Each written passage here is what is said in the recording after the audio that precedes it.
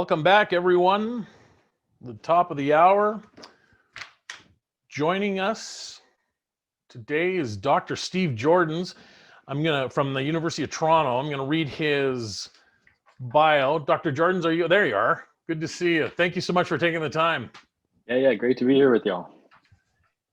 Dr. Joordens has been a professor of psychology for 25 years, most recently teaching Introduction to Psychology at both the University of Toronto, Scarborough campus, and now to over 200,000 global students via his Coursera-based, it's got MOOC. What's that stand for, Dr. Joordens? Massive open online course. Nice. They're free courses that anybody can take. Yeah. Awesome. He's won many awards for his teaching and teaching innovations, including 2 national awards, a 3M National Teaching Fellowship for significant and sustained impact in higher education, and a National Technology Innovation Award for his creation of Peer Scholar, an educational technology focused on developing skills like critical thought, much needed in today's world. I'm also going to read I know it's on the website, Dr. Joordens. I want to talk about your Coursera course here, but you developed a course at the outset of COVID as a free online course entitled Mind Control, Managing Your Anxiety During COVID. Not surprisingly, the course had over 100,000 people attend. I will be 100,001 after this conference. But thank you so much for joining us, Dr. Steve Joordens. I'm gonna turn it over to you. Super excited to have you here in your presentation. I was originally born in Toronto, so if you try and pull any Canadian, Toronto, Calgary, Eastern, Western stuff, I'm going to call you on it. But great to have you here. Thanks so much for joining us, the Center for Crisis and Risk Communications, on our virtually crisis conference. Yeah, no problem. And thank you very much for the invite. This is one of the interesting things for me is since creating this course, I'm being invited into many other people's in-groups of a sort. And so this is my first crisis conference sort of chat. So I really look forward to chatting with all of you guys and seeing what sort of questions or thoughts you might have. I also did just very quickly paste in the link to that COVID course. It's a course people can take at no charge. And yes, it was something I developed at the beginning of all of this. And it was largely because I've taught intro psych for so long. I feel like I really understand the anxiety process. And I felt like I was personally using that understanding to come up with strategies to keep myself sort of level-headed during all this. And at some point, it just dawned on me that it would be reasonable to actually share these strategies and share this knowledge because, we have all, mental health is now something that we've all personally experienced. Issues, if you haven't felt anxious and you haven't felt a little depressed over the last little while, you haven't been paying attention. It's just the world we're living in. So what I hope to do today is, to some extent, I guess, take you back to school, but I hope in a fun, interactive, enjoyable way. I have the chat running in the corner of my screen here. So if you ask questions along the way, I will keep an eye on it. And if it makes sense to answer it in the flow, I will do so. Okay, but let me begin by just giving you a sense of where I hope to go today. And we're going to start, by the way, I'm a motorcycle rider, and just this picture just makes me happy. So I like to start my talks with a nice happy image. But we're going to begin just by going into the weeds, or better put, the neurons of the brain. And we're going to talk about this ancient anxiety response. And I'm going to refer to it a little bit that way. And in Sweda's talk, she was talking about us sort of consciously taking control of our bodily responses. And I'll talk about that a little bit as well. But it's important to know that rational thought is relatively evolutionarily new. And this brain has been around for a long time and hasn't relied that heavily on rational thought. And instead, it's really kind of went with this emotional limbic system approach to things. And that is part of the anxiety response, and it's very strong. So I want to talk about that first, and then we'll talk about, why we originally have that anxiety response. And as you'll see, it's meant to deal with sort of acute threats that appear and then disappear. But when a threat isn't acute, when it's chronic, then the system causes some problems. So it's really important we understand what those problems are.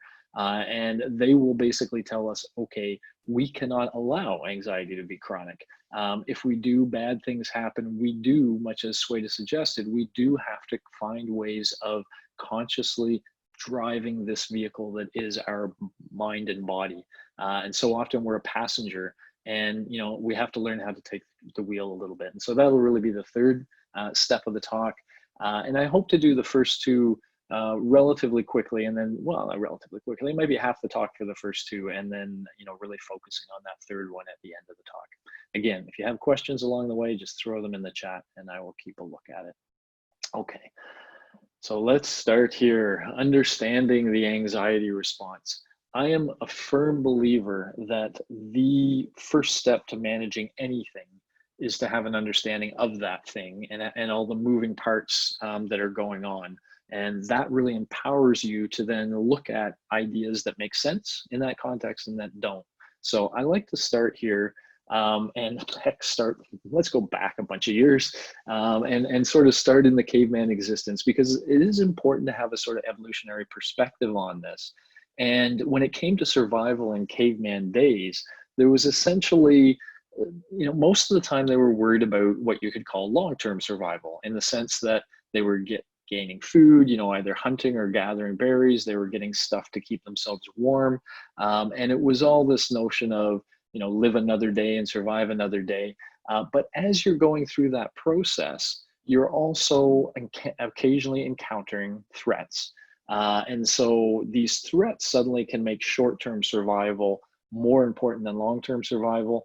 And in fact, our brain has evolved exactly that way, with a whole system and approach that kicks in and kind of takes over our normal way of being when a threat is present. So that's the story I want to tell you. We'll get there a little slowly, but let me highlight this light switch in your brain. It's not really a light switch, but it's kind of like a light switch. And then I'll talk you through how it works. So first of all, what we're really going to talk about is the limbic system of the brain, which is really in the middle part of the brain. As I mentioned, it's very, very ancient. It's one of the oldest parts of the brain, and its focus is on short-term survival under conditions of threat. And, it's responsible for things like PTSD, which it actually does for a good reason. It creates a PTSD-like experience to keep us safe in the future. But in the modern world, it leads to all sorts of problems. So the critical parts for us are a couple of these things. So one is the thalamus. Every sense organ you have, all of the information comes through this thalamus before going to the rest of your brain. And this thalamus is actually the part of the brain that's sort of deciding what we pay attention to, what's important to us of all this information that comes in. So it's sort of a way station that then allocates our attention. One of the structures that it responds with quite a bit is the amygdala, and the amygdala is also monitoring this incoming information, but it's monitoring it specifically for threat. It is, in a sense, our spider sense. If those of you who like Spider-Man, spider sense is tingling, danger is around. We kind of have that. When there's something that we're seeing, hearing, smelling that makes us feel like we are in danger, the amygdala is constantly scanning for that. And when it senses it, it flips this switch.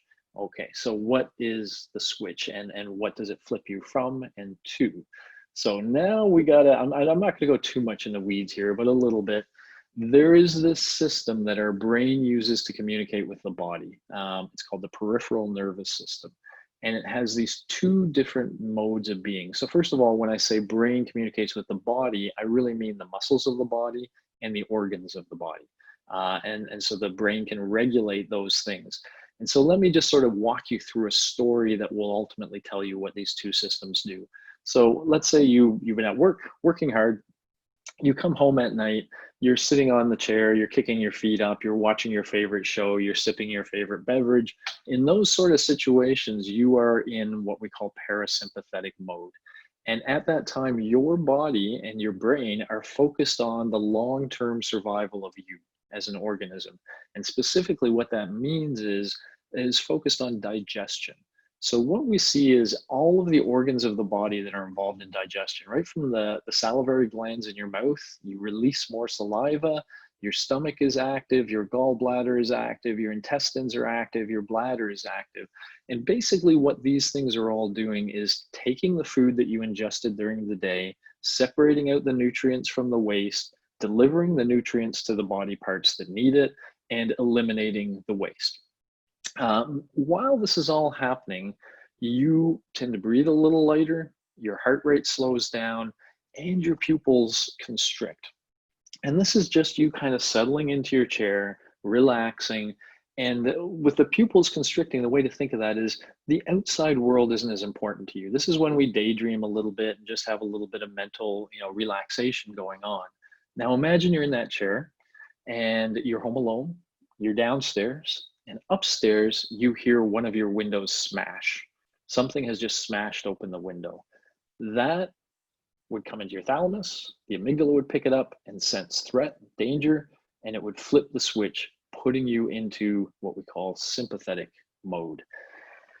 Sympathetic mode is about short-term survival. So it's really in every way opposite parasympathetic mode. So firstly, digestion is shut down. It's like this is not about digestion right now. So all of the things that were activated over here, stomach, bladder, etc., get what we call down regulated. They slow down their activity. Instead, your heart rate your heart rate increases, your lungs, your breathing increases, your pupils dilate. And so essentially what's going on here is your body is being flushed with oxygen-rich blood. It's being delivered to all of your muscle systems. And the way to think about your eye dilating there is it's like you're suddenly becoming very aware of the external world. Ears, of course, don't dilate and constrict, but if they did, we would see your ears also open. Basically, in general, your senses become more tuned to the outside world. So you're really listening for those sounds. You're really looking around the house. Your heart's beating fast. You're getting lots of oxygen rich. You feel that tingly sensation, and you feel like you need to do something. And so there are real cognitive effects of this. As we go through. And just to make these clear, because they'll factor in as we go through, blood flow to the frontal lobes is reduced. And the frontal lobes are that new, most recently evolved part of the brain where we do all of our deep thinking, all of our strategizing, all of our planning, reflective thought, any of that sort of deep thought is done by the frontal lobes. And with less blood there, you basically cannot do those things as well. Your ability to think rationally is negatively impacted. The blood is flowing instead to your limbic system, and it's producing that reaction I told you about, which is making you feel strong and ready, and it's pushing you to do something. You feel this imperative to do something, and typically we can translate that. I mean, this is an oversimplification, but it makes it a little easier to think about. It's kind of like right now, sitting on your couch, you either are going to decide to go up there and check out what's going on and potentially directly confront whatever threat is waiting for you up there, that would be the fight, or you're going to get the heck out of there, and that would be the flee. So this is how the body reacts to threat, puts you in the Superman mode, and leads to things like this, stories you've heard of. So maybe this police officer was maybe walking down the street, heard some commotion, came over, and maybe there was a child trapped under that car. And when she sees the child trapped and she through empathy shares the pain that that child is feeling, that's a threat. Her sympathetic nervous system kicks in. In this case, she fights. That is, she goes towards the situation, and she physically lifts the car, much to the shock and amazement of these individuals who are watching. Why? Because typically cars are heavy and they're not easy to lift like that. But when your sympathetic nervous system is engaged, you have all this oxygen to your muscles and you have that strength to do that and lift. And so this is what the system was meant to do. If a bear steps out of the bush, you're either going to take that bear on or get away from it. Any of these dangers, but kind of as described earlier, the notion is, or as Sveta kind of talked about too, the notion is you use this to accomplish what you have to accomplish, to fight or to flee.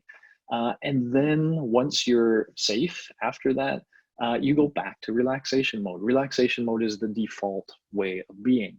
This mode is only supposed to pop up for acute threats.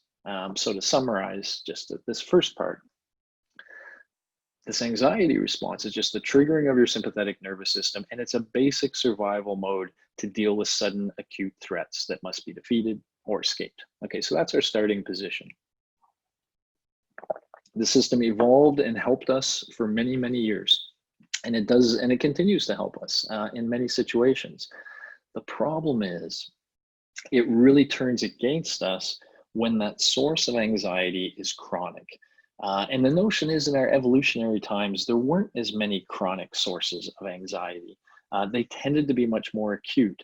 But nowadays, we have a lot, the world we've constructed has a lot of kind of chronic anxiety. So just to talk that through, these are the, so stress and anxiety, we'll use those words kind of interchangeably here because it's the same basic response underlying both.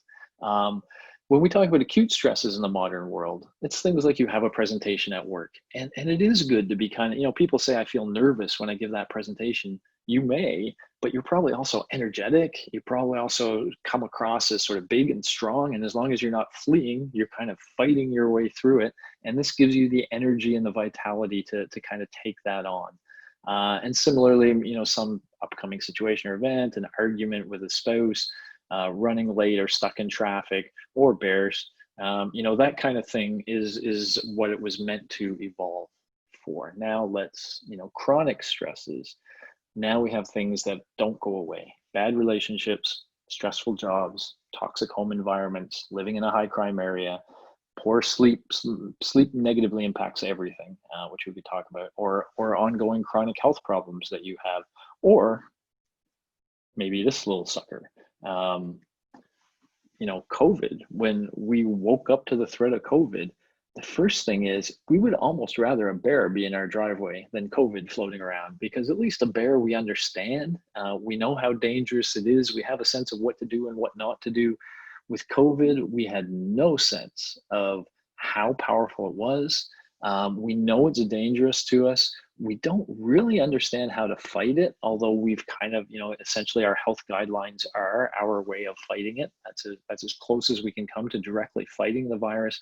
We certainly can't escape it, which, by the way, is just mind-blowing. I said to my wife the other day, if there was one place on this planet where we could hop on a plane and go and not be confronted by COVID, that would be a beautiful vacation right now, wouldn't it? Wouldn't we all love that? There's no place. There's no place. I mean, maybe there's a few places with small numbers, but it's amazing how global this is. So it's everywhere. And we're waking up to the morning and we're turning on the news, and our anxiety system is getting kicked in. And it's kicked in all the time. And so this is a problem. Some of the physical symptoms. I'm going to mention these now for two reasons. When we get to the what to do about it, I'm going to be highlighting mindfulness, and that the first step to doing anything about it is to be able to recognize when you're anxious. You have to recognize it first in order to respond. And so a lot of these things I now mention, A, with that in mind. These are the things that would tell you you're anxious. But B, because it also just sits so well with what I just told you, it's another way to kind of reinforce. You have this nervousness, restlessness, or being tense. What you're actually feeling there is oxygen in your muscles. When there's rich oxygen in your muscles, it kind of burns, it tingles a little bit. It feels like something. And that gives us that nervousness, that restlessness. Our muscles are ready to go. They want to do something. We, of course, have the feeling of danger, panic, or dread that kicked this in the first place. We have the increased heart rate, we have the rapid breathing, we sweat more, which is a way of the body cooling itself. When you do swing into action, you may actually have muscle twitching from how much oxygenation you have. Some of these I'm going to talk about in the next ones, but they're more when it's chronic. When this goes on too long, you start to feel weakness and lethargy, difficulty focusing, simply because there's less blood in the frontal lobes, as I described to you. Insomnia, we'll talk about that a little bit. But now, of course, digestive problems, because you're not spending enough time digesting your food, and et cetera, et cetera. You get the sense of some of these. These all fit with what I just told you about that system. And yeah, it's going to become very important to kind of learn that feeling, and for all of us to recognize it. And in fact, it shouldn't be hard these days, because we have that feeling a lot. And so we get a lot of chance to kind of take a look at it and think about it. Okay, so those are the kind of physical symptoms that that this chronic anxiety produces. It also has cognitive symptoms. The first one we've talked about, but I just want to highlight it more: the reduced blood flow in the frontal lobes. This has led to all kinds of interesting things. So, for example, some of the I get asked by news agencies now to talk about a lot of this stuff, and one of the things that's been a worldwide phenomenon apparently is that people are finding it harder to read for pleasure. And when you kind of think about that and what I just told you, when you're reading for pleasure, let's imagine, say, Lord of the Rings or something like that. You use your imagination a lot to bring that world to life, to see it in your mind. And that's frontal lobes that's doing all that work and thinking about everything you're reading and producing that imagination. And so we can't do that as well. We can't produce that sort of alternate reality as well as we've been able to before. And for many, they just find reading less pleasurable. So we're finding these kinds of things happening on a large scale. Generally, people are finding it harder to do deep intellectual thought now. Unfortunately, they're finding it easier to be emotional. So again, these two parts of the brain, I think of the two dancing a little bit. The primitive part really wins out under times of anxiety, and it makes you emotional. It's very strongly linked to the emotional parts of the brain. And of course, there's this fight or flight instinct. And so you feel kind of primed for that all the time. And yet there's no real bear to fight directly. So what do? Well, we see things like domestic abuse rising in certain parts of the world. We see divorces increasing during COVID. Now, of course, there's multiple factors in all of these. Of course, it's not just the fight or flee that's causing the divorce, and maybe the close proximity, getting to know your significant other may make you not want to be with them so much. Who knows? But certainly the fight or flight reflex being there may be part of it. We're seeing homicides increase in certain places, violent crime in general. And we're also seeing children having a lot of behavioral and emotional disorders during all this as they struggle to deal with all these feelings as well. So it's a time when people are sort of less rational and more emotional than they would normally be. And that doesn't make for good crisis management. You want your frontal lobes for crisis management, not so much your limbic system. Okay. There's just one other slide here I want to go through, and then we'll get to what do you do about it. But there's an interesting point here I want to make too. When this response is chronic, the actual way that the brain interacts with the body is often through hormones that it releases. And one of the hormones it releases under stress is cortisol. In fact, you can just measure through a blood test how much cortisol there is in someone's blood, and you can have a sense of how stressed they are. So we do this with animal populations, for example. If we want to see how much Arctic hares are stressed by global warming, for example, you can look at their cortisol levels and have a sense. When we have a lot of this cortisol, this is what makes us feel fatigued. It makes us store more fat. Maybe that's the COVID, whatever, 10, 20, or whatever people say that we're all gaining weight. We become less alert and able to control our attentional system. So we become more distractible, etc. But look at this last one. This is the work of Hans Selye long ago in Montreal. When you're under stress or anxiety too long, you get a compromised immune response. The cortisol actually negatively impacts our immune system. So what this means is, living in a time when there's a virus out there, if our immune system is not at its best, well, obviously that's not a good mix. And so, when we take all of these things together, one thing that sort of screams out is we can't just allow ourselves to be chronically stressed all the time. It will lead to a crash, and it will potentially lead to us contracting the virus. We have to find ways of managing that sort of anxiety. Okay. So that's sort of part one and part two of the talk, and I really want to focus now in the last 20 minutes at least on the last part. What can we do about it? I'm not exactly sure how this connects with all of your worlds. I'm going to be talking to you more as people under stress right now, But I think in the QA, it will be really interesting to maybe try to pull some of this and think of it with the challenges you guys face every day and see if I have some suggestions there. But let's start here. So first of all, I can only take you through so much. So there's that mind control course. Now, jokingly, by the way, mind control, I had some colleagues who are more clinical than I am saying, that's a negative title to put on a course that's supposed to be helping people.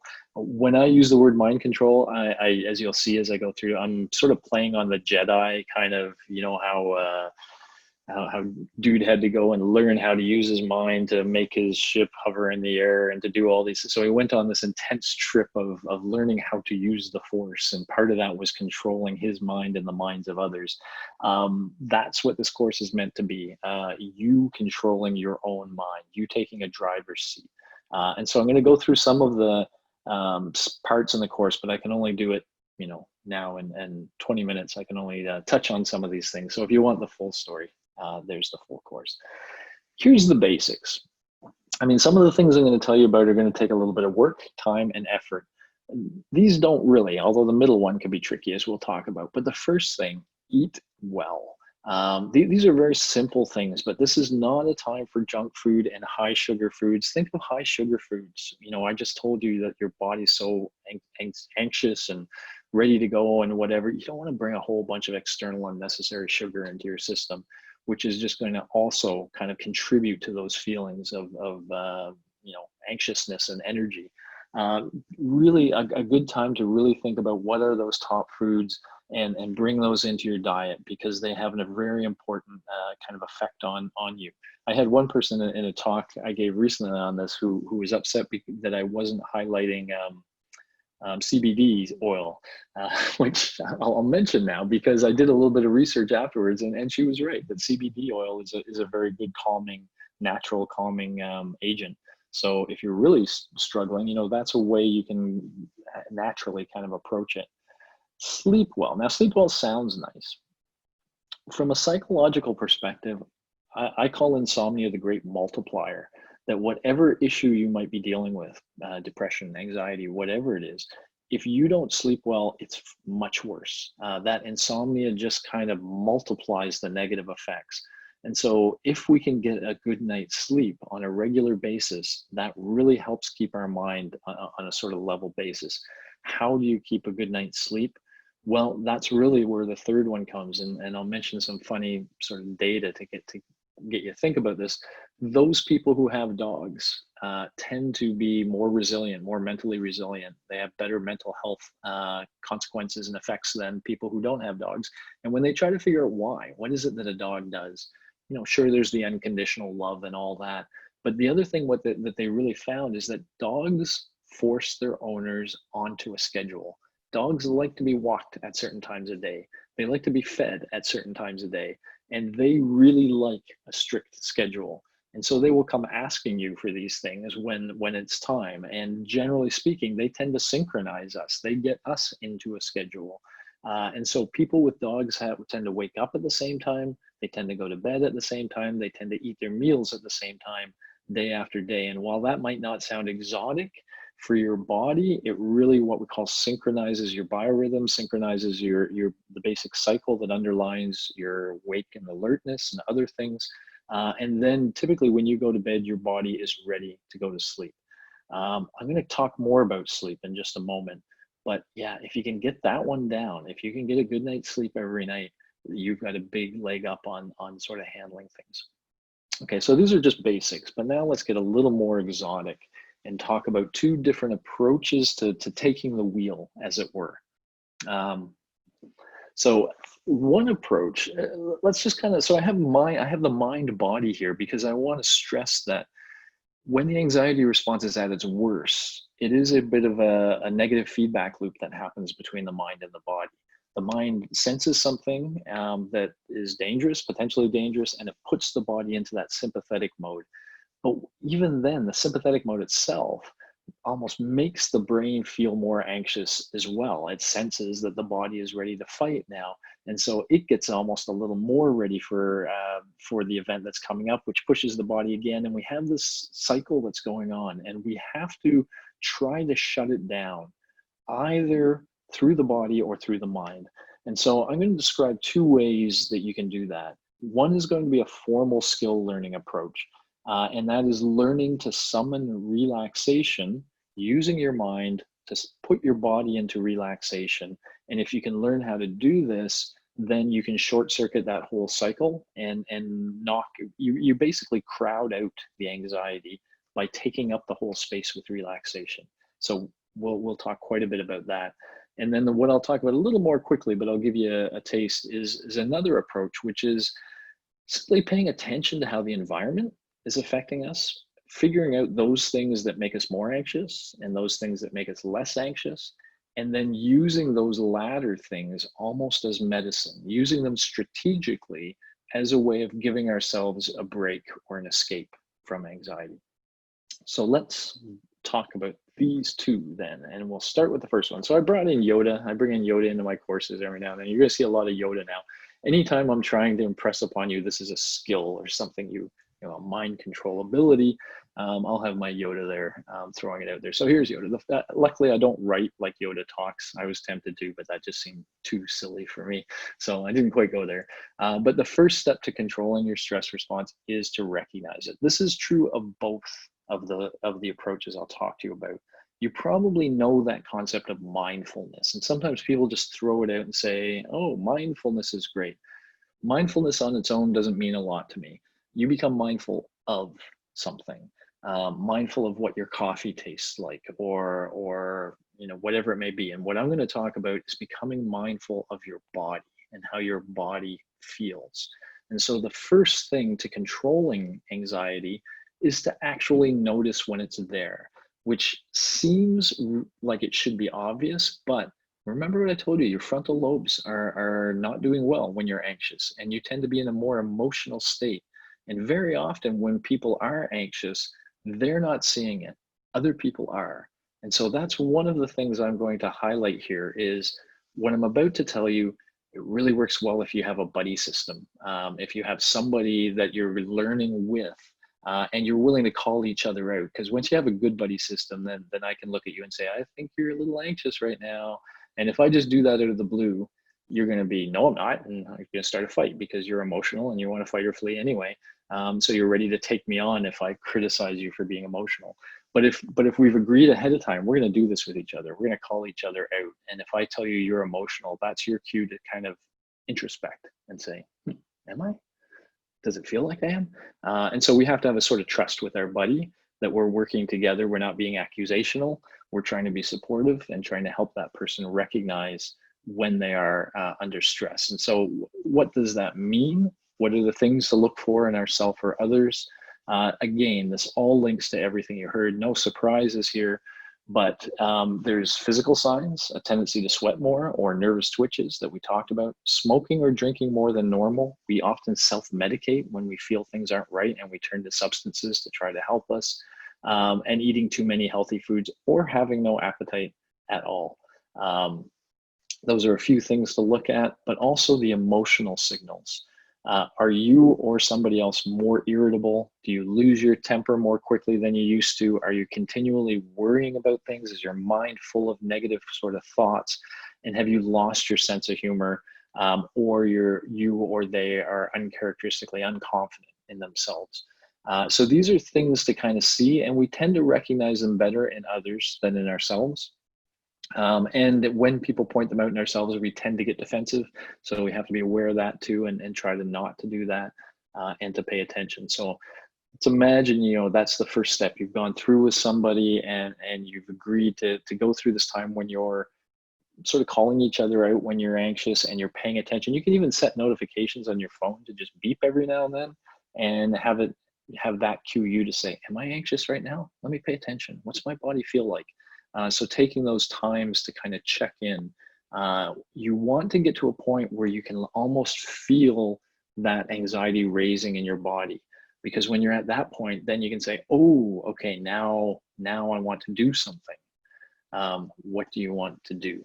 Okay, so here are the two paths, and this is going to be the relaxation path that I'm going to talk to you about. It sounds trite. You're going to see it's much more formal. Yes, you need to simply relax, but most of us don't know how to just relax. It's a skill we have to learn.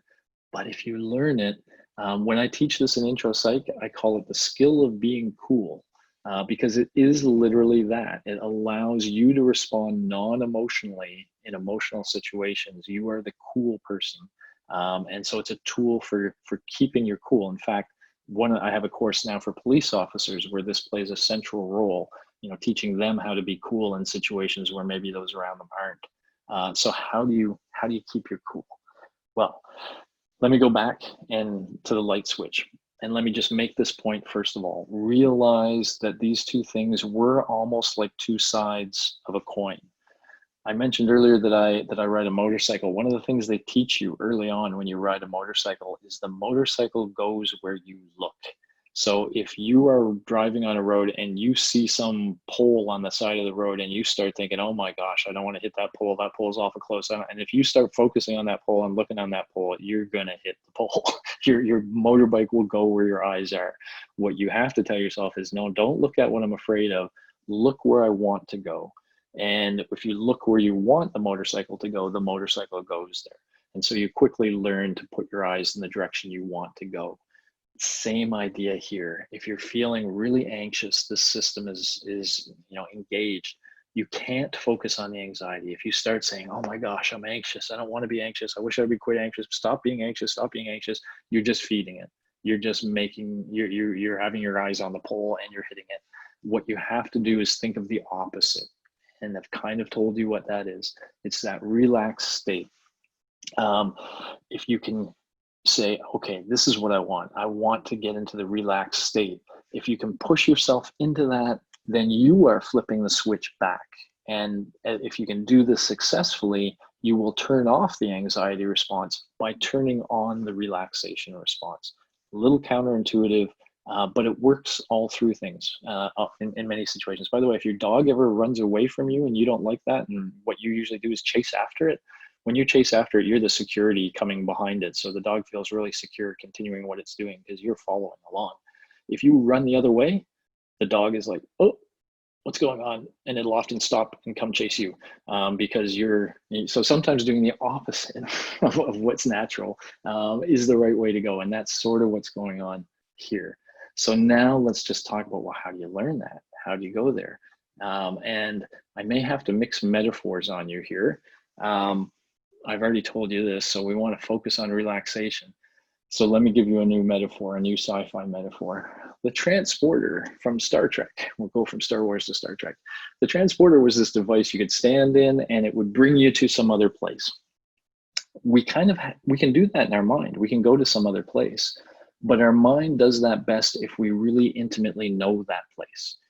We have to it's like the teleporter had to know about that location in order to beam you there.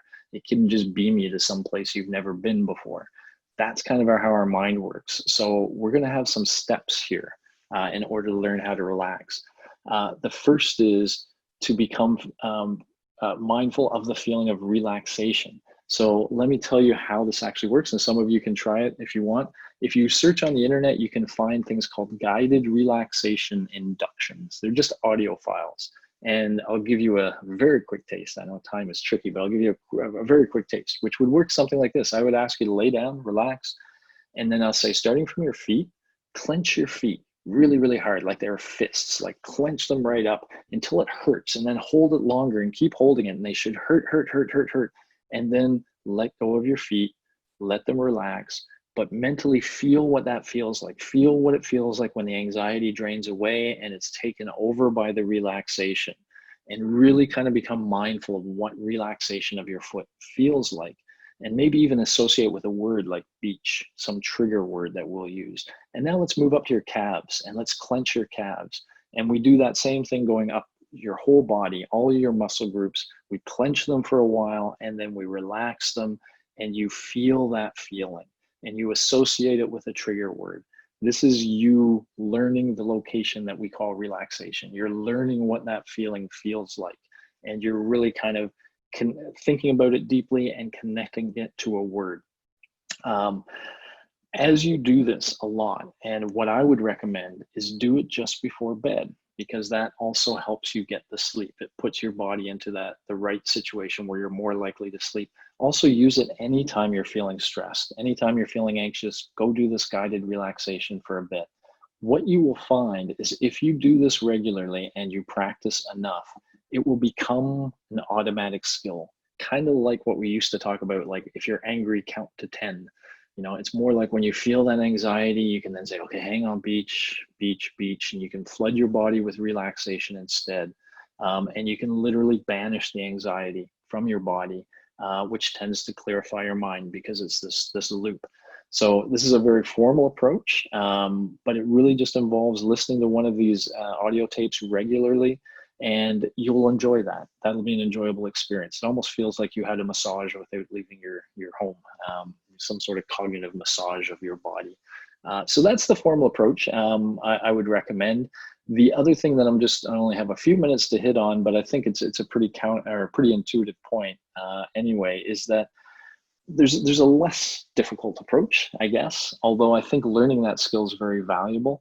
But if you just note how the environment affects us, and so let me just do a couple of quick things. The news, we can get addicted to the news psychologically because it gives us relevant information on a random basis. So we always feel like it's about to give us something relevant. And so we watch it. But every time we watch it, we're staring at the bear.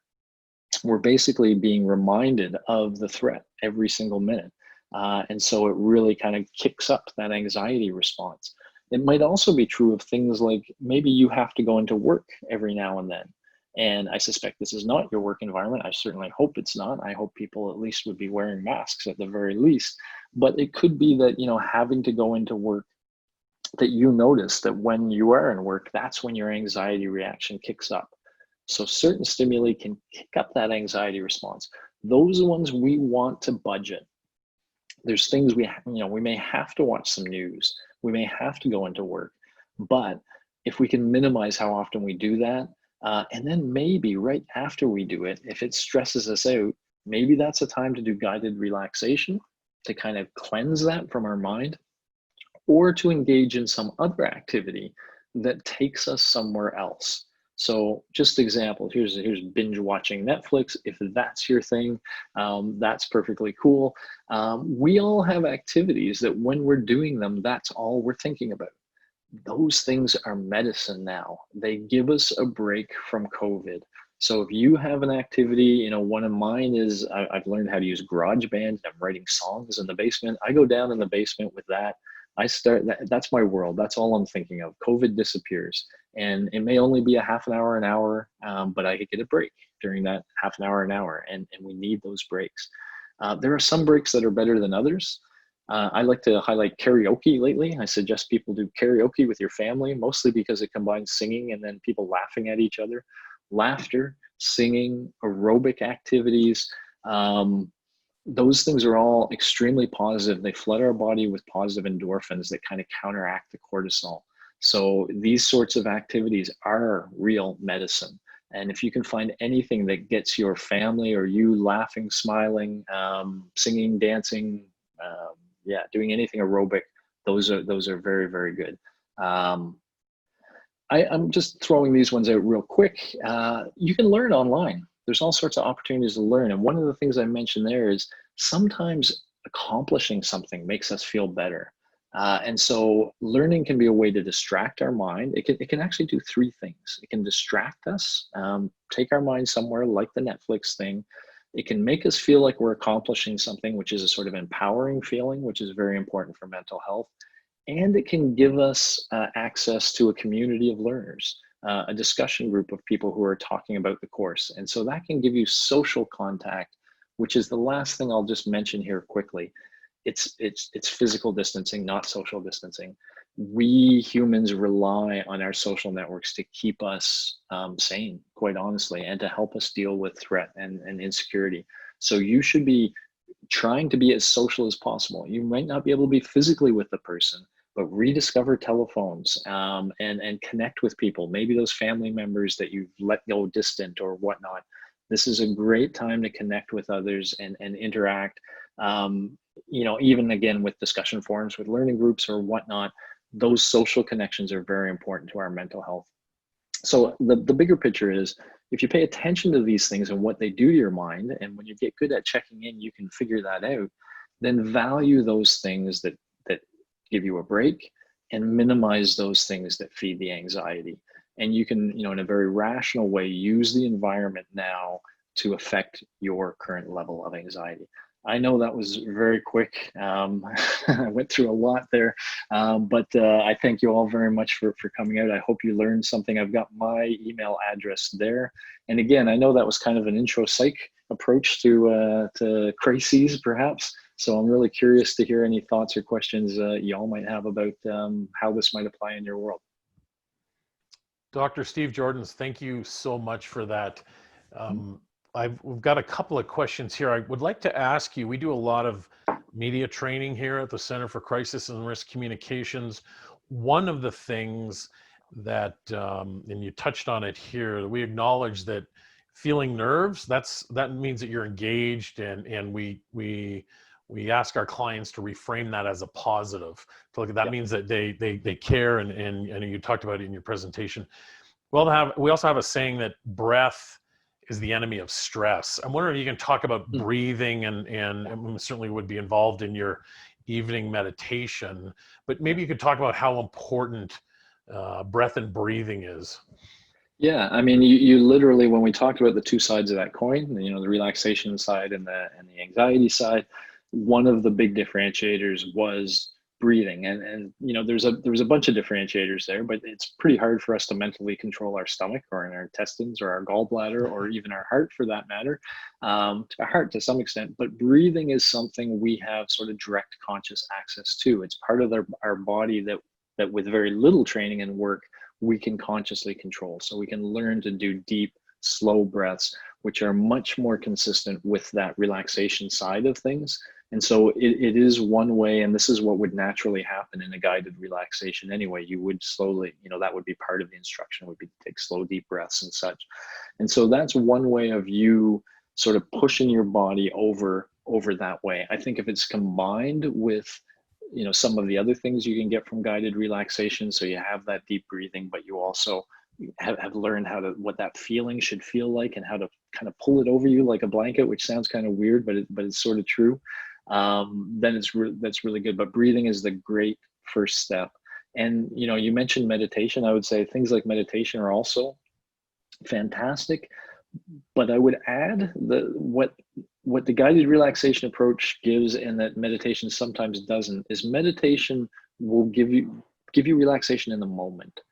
But if you really attend to that relaxation, the idea of becoming mindful of it and maybe associating that feeling with a word, dare I say, weaponizes it, which is the wrong word to use for relaxation. But it suddenly becomes something you can now command at an instant, rather than sitting down and slowly getting into that space. It's more like, oh, when you're in the grocery store and this person is walking too close to you, and you're like, that maybe you can put yourself in a relaxed space and figure out how to respond rationally in that situation, and have it as a kind of tool. But yeah, breathing is a central part of it, and it's the one part of physiology we can easily control.